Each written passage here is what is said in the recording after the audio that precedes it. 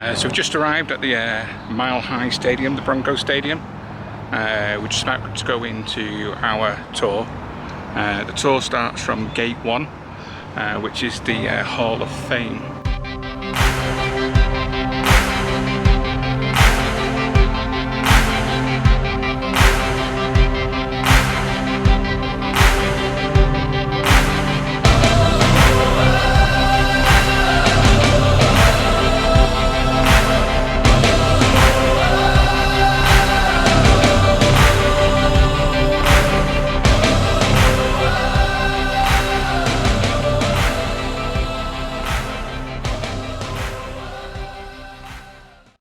Walk through the walkways, you're going to notice all corporation names on the doors.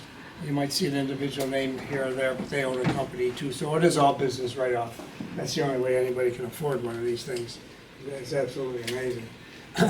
But anyways, we do have 5 party suites in the stadium, and they're sold on a one-game basis. 4 of them are $25,000 for one game, and we have one for $30,000. It's a larger suite, it seats more people, so they charge more money for it. But so we have 5 party suites. At one time we had 13 of them, and I'll tell you another spot why we only had 5.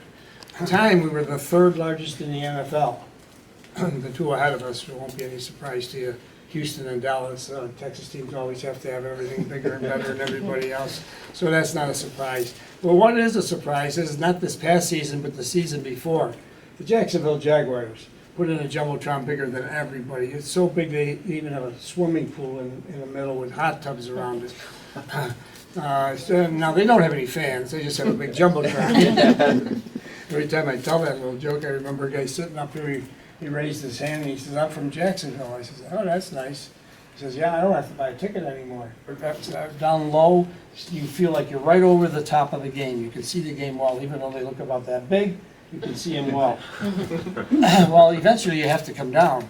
And when you're coming down those stairs, take it from me, because I've gone up there and walked up and down many times, when you're walking down it, you get this feeling that you're going to go right out onto the field. That's how steep it is.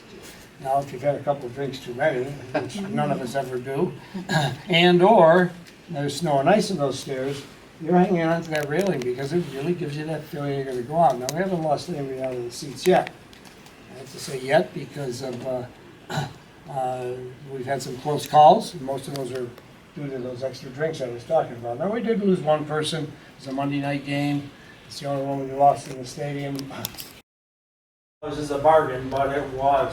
And it was a big bargain because every stadium after this was over at least $800 million. Most of them over $1 billion. Now they're over $2 billion, a little more than a little bit. This room is actually designed by the TV stations, CBS, NBC, ESPN, and Fox. This is the way they wanted it. So they could get their electronic equipment in easily, get it out easily. If this was just before a game, they posted a bodyguard in front of that replay booth. He was 6'9", 300 pounds. Nobody got in there that wasn't supposed to be in there.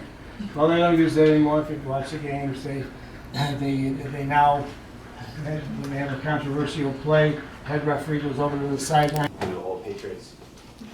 There are numerous violations, but are there officials in all these boxes where the coaches are?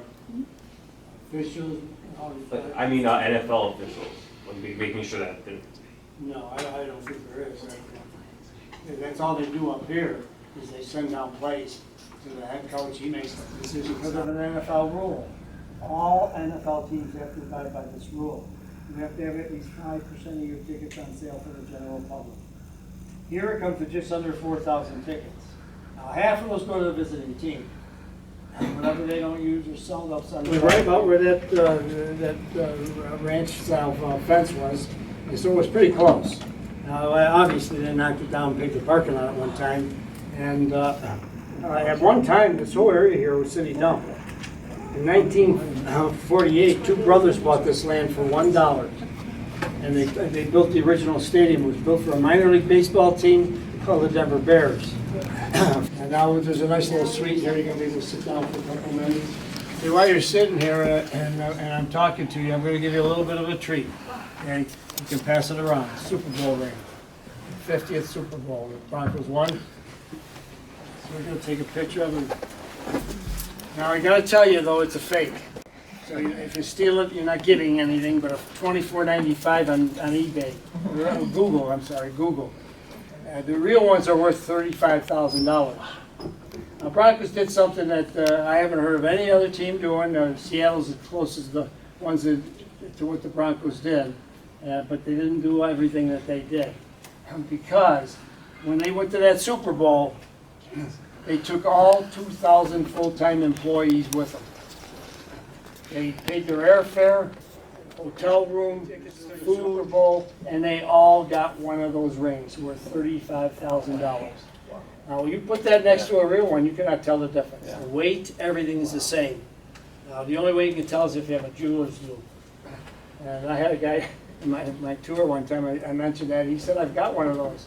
I said, with you? He says, yeah. I said, well, take a look at this. And I said, please, tell me it's real. He looked at it and he goes, nah, there's nothing real in that.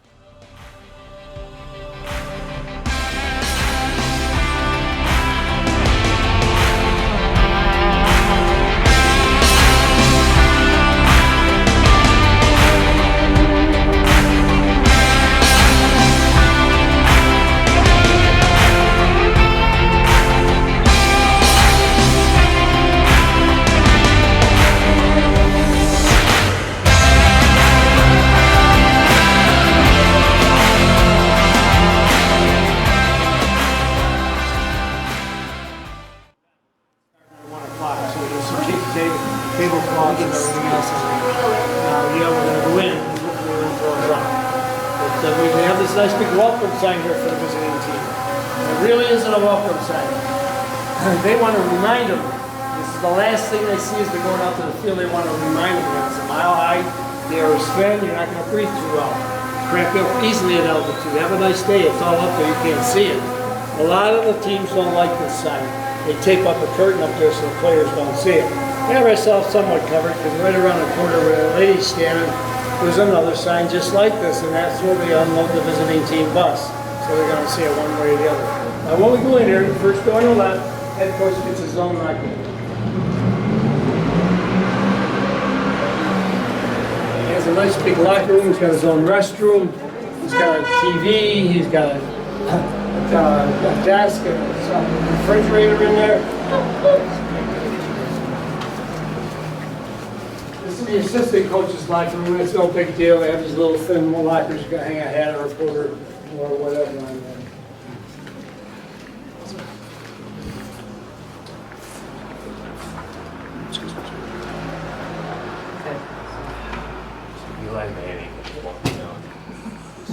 We have a picture of the Broncos locker room, a picture of the whirlpools that they have here in the stadium. Take a look at it. My knee's not going too well. You take a look at, but by looking at the picture of the Broncos locker room, you can't tell that it's much bigger than this. It's 1,262 square feet bigger than this room. They changed it out a couple of times. They still put the same pattern in. That pattern, when you looked at it, started making you feel a little dizzy. The more you looked at it, the more you wanted to look at it. That pattern made you want to look at that carpet. So you kept on getting more dizzy, more dizzy. So I think some of the teams complained about it and they had to change it out. That's the only reason I would think they would get something this good. Right? Now this would be split up because it's nice and modern. They walk down into them. One is cold, one is hot. It fits more than one player. Let's see what the visiting team gets.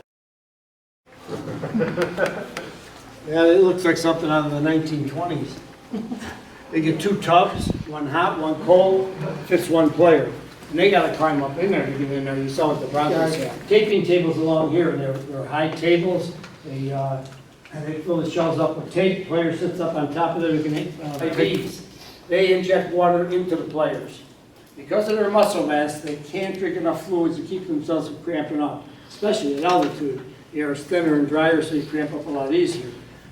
So they inject water into the players. Some players, it's so bad for them, they inject water into them before the game, at halftime, and after the game. Some players come in during the game. If they're cramping up bad out there, they'll come in and they'll have water injected into them. So that's what those hangers and hooks are for. There's an x-ray light over there, the visiting team. The Broncos have an x-ray room, they let the visiting team use it. We can bring their x-rays down for the x-ray light there. The Broncos also to make sure they don't get frostbite. You can only go in there for two minutes, no more than 2 minutes. It drops their temperature down real fast.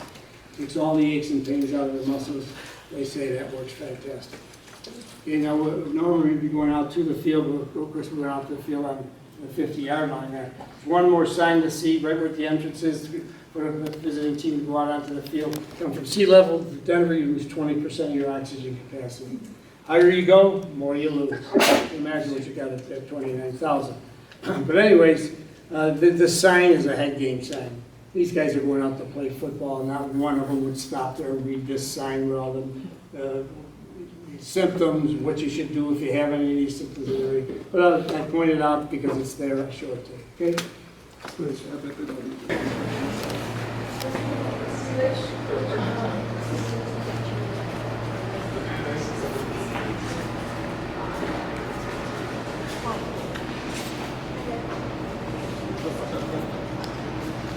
So that was the stadium tour. For me and Natalie, they charged $20 each. They didn't actually charge for Sky, but normally children aged from 6 to 12, it's a $15 charge. So for the admission fee for $20, I'd say it's really worth it. You got to see a lot of the stadium and a lot of the backstage where the normal public don't see. There are a lot of areas they ask you not to take photographs or do videos. It's just due to security reasons, and they just want to keep them sort of things off camera.